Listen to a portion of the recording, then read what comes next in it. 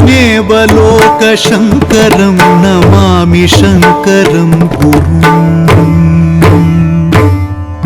नमामि शङ्करं गुरुम् नमामि शङ्करं गुरुम्.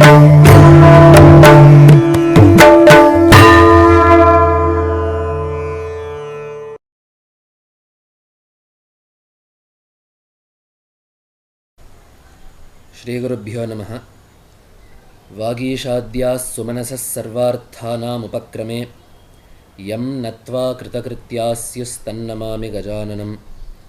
शारदा शारदाम्भोजवदना वदनाम्बुजे सर्वदा सर्वदास्माकं सन्निधिं सन्निधिं क्रियात्. सदाशिवसमारम्भां शङ्कराचार्यमध्यमाम् अस्मदाचार्यपर्यन्तां वन्दे गुरुपरम्परां. शास्त्राब्धिपारदृश्वानं सङ्गहीनं तपोनिधिं भजे श्रीभारतीतीर्थगुरुं भद्रौघदायकं. विद्याविनयसम्पन्नं वीतरागं विवेकिनं वन्दे वेदान्ततत्त्वज्ञं विधुशेखरभारतीम्. With Ashtanga Pranamas to the Padapadmas of the Ubhaya Jagadgurus. As per the orders of the Jagadguru, starting today, we will be commencing a series titled Punya Bhumi Sringeri, discussing the hallowed history of this Kshetra from Vibhandaka Maharshi and Rishi Shranga Maharshi until the current Jagadgurus of the Peetham, Jagadguru Shri Bharati Tirtha Mahasannidhanam and Jagadguru Shri Vidhushekhara Bharati Sannidhanam. The name that the Jagadguru has given for this series, that is to say Punya Bhumi Sringeri, is itself an indicator of the topics that will be covered. Punya Bhumi. So when we say the word Punya, there is a very specific meaning attached to that word. Puyate anena iti punyam. That which brings about purity, that which brings about cleanliness of the mind and the body is called Punya. So that Kshetra, that place that is Punya for people that come to it, that place that gives purity to those who reside in it, that place that causes peace to those who reside in it is called a Punya Bhumi. It is our fortune that Bharatavarsha is in itself a Punya Bhumi. Starting from Kashmir down to Kanyakumari, from Rameshwara up to the Himalayas, from east to west, all parts of this Bharatavarsha are a Punya Bhumi. There is no place here that is not purified by the presence of some Devata. There is no place here that has not been trod. There is no land here that has not been trod by some sadhu. And there is no place here where we cannot find Dharmatmas and Punyatmas residing. So while the whole of India itself is a Punya Bhumi, based on the various tapas that has gone on in certain places, based on the histories of certain places, within Bharatavarsha itself, some places are designated as Punya Bhumis in a more Vishesha way. So when we talk about such holy sites, we often hear two words, Tirtha and Kshetra. We usually use these two interchangeably, but the two have slightly different connotations. The word Tirtha comes from the Tridhatu, Tarati Papam Anena, that by which Papa is crossed, that by which sin is overcome, that by which the suffering born of Papa is overcome. Such a place is called a Tirtha. So the Kosha is also giving us many more meanings of the word Tirtha. Tirtham Shastradhara Kshetropayopadhyaya Mantrishu. Shastram Tirtham Shastra Adhara Kshetra Upaya Upadhyaya Mantrishu. So these are all the meanings, the nanarthas that are given for the word Tirtha. The word Tirtha is used to mean Shastra. The word Tirtha is used to mean Adhara, a yajna. In the same way, an upaya, a means to an end. Upadhyaya, a teacher, is also used. A teacher is also one of the meanings of the word Tirtha. And Mantri, a minister of the king, is also one of the meanings of the word Tirtha. But in the middle of all of this, we also have the word Kshetra.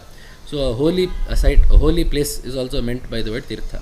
But usually in Shastra and in Puranas and in the Vangmaya of Sanatana Dharma, in the literature of Sanatana Dharma, we usually see that the word Tirtha is used to mean any holy site associated with a water body. So it could be a lake, a river, a stream, or an ocean. These are all called Punya Tirthas. So a site of a water body that causes purification to those who come in contact with it. This is a Tirtha. In the same way, we have the word Kshetra. Usually in Sanskrita, the word Kshetra refers to a field, any field that is suitable for the sowing of crops.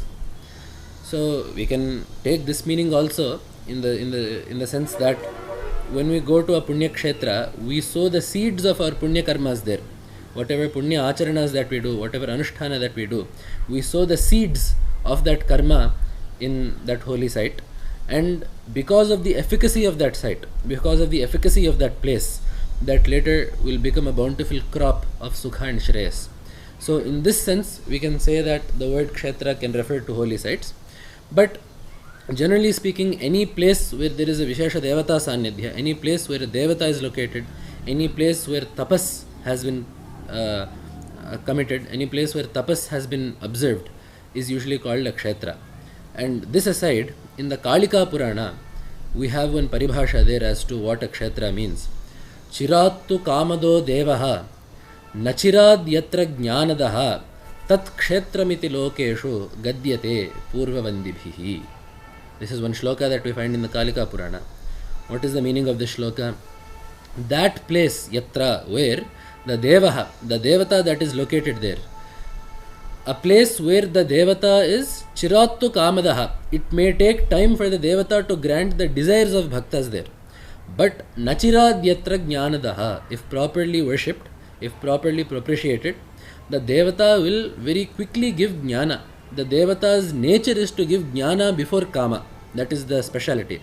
So such a kshetra, tat kshetram, tat kshetramiti lokeshu gadyate. So such a site is called a kshetra. A place where the devata will give jnana and in due course of time will later give kama, will later grant desires. That place is called a kshetra. So it is our fortune that this Sringeri Kshetra, located in the western Ghats in Karnataka, is both a Kshetra and a Tirtha. It is a Tirtha in the sense that we have the very holy Tunga Nadi flowing by. The Tunga Nadi that was born of Varaha. So one name that we see for Tunga in the Puranas is, or for Tunga Bhadra in the Puranas, is Varahi. So as per Puranic lore, we see that after Bhagavan Mahavishnu, in the form of the Adivaraha, Yajnavaraha, having killed Hiranyaksha and restored the earth, restored Bhudevi to her proper place, in order to take some rest, he came to the Sahya Parvatas here and rested there. The sweat flowing from his left and right tusks became Tunga and Bhadra, which later merged to become Tungabhadra.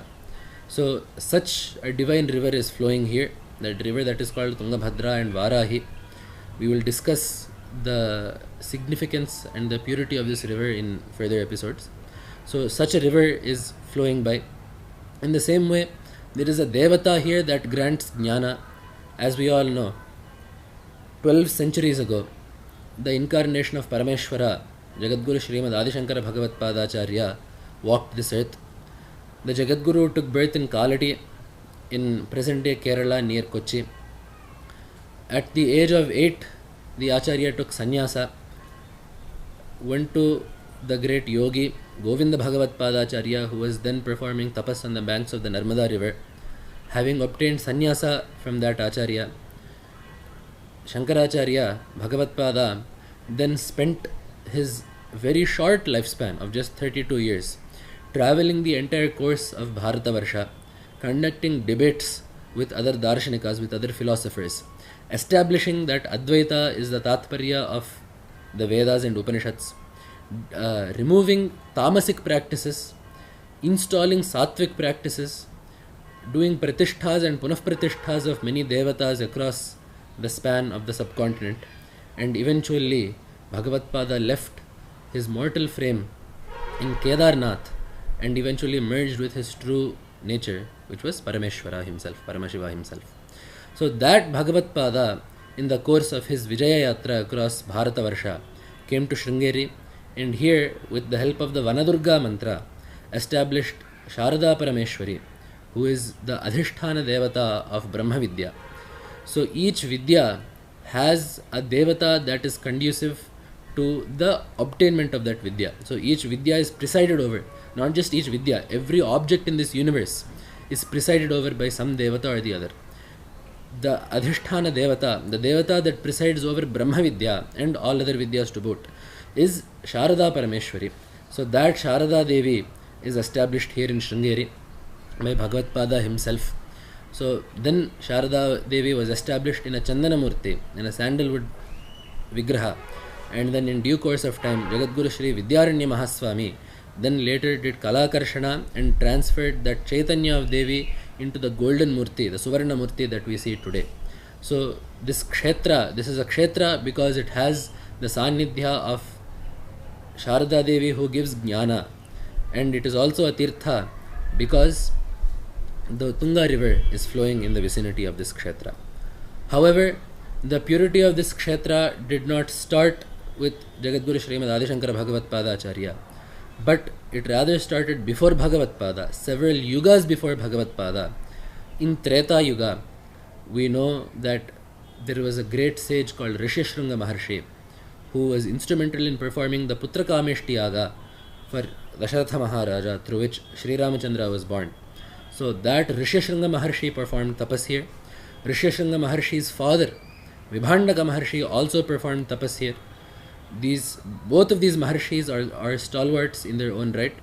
They belong to the Vamsha of Kashyapa Prajapati. So Vibhandaka Maharshi being the son of Kashyapa Maharshi, and Rishyasringa Maharshi being the grandson of Kashyapa Maharshi. That Kashyapa Vamsha has done tapas here in Sringeri. So it is not just Puranic lore, but it is the experience of many people to this day that in places such as this, where immense tapas has been performed by Siddha Purushas, that Anushtanas done to this day by sadhakas find fruit very quickly.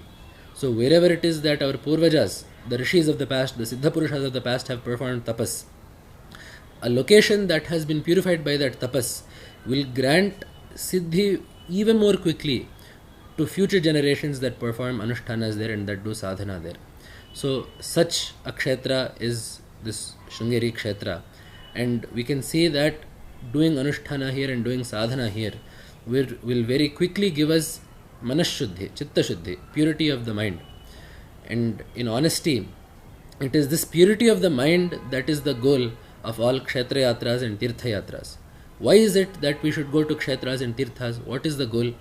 Bhagavad Pada says in Prashnottara Ratnamalika, Kim Tirtham Apicha Mukhyam. What is a true Tirtha? Is it a place that has a very old temple? Is it a place that is sought after by many good people?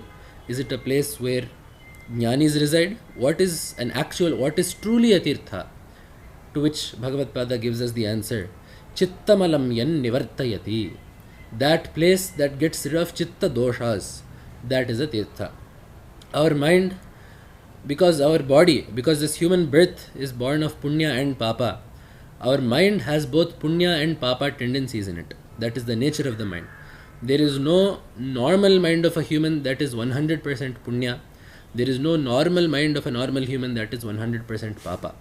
Generally speaking, for Laukikas, the mind is a mix of Shubha and Ashubha vasanas.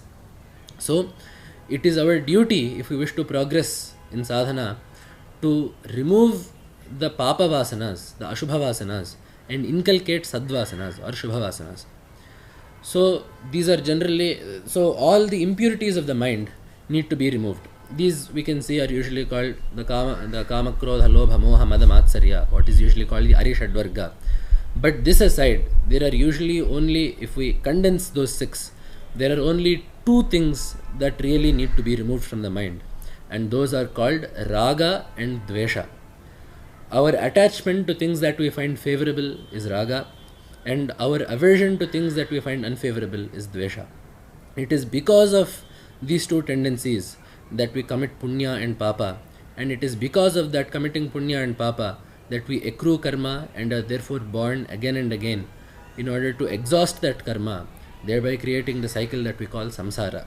So the root of samsara is this raga and dvesha. So if we can remove those raga and dvesha and make our mind pure, we will have progressed a very good deal in our human life. So the point of doing these Kshetra yatras and Tirtha yatras, we must check ourselves when we do these yatras to check whether or not these doshas are reducing in our mind. That is why even in Mahabharata, Bhishma tells Yudhishthira, there is one Tirtha, having bathed in, one will attain Amritatva. So there is one Tirtha that if one bathes in that Tirtha, they will attain Amritatva.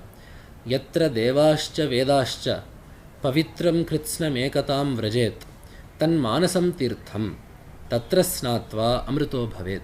This is the shloka that Bhishma Pitamaha tells in Mahabharata. So there is one Kshetra called the Manasa Tirtha. There is one Tirtha called the Manasa Tirtha that one should bathe in if he wishes to get Amritatva, immortality. And what is the nature of that Tirtha? The Vedas, the exceedingly pure Vedas that teaches about Punya karmas and the Paramartha Tattva of Brahman. Those Vedas, all the Devatas that one can conceive of, all these auspicious things, Pavitram Kritsnam, all auspicious things, find unity in that one Tirtha, and that is the Manasa Tirtha, a pure mind. This is to say that a pure mind is as pure as the Vedas.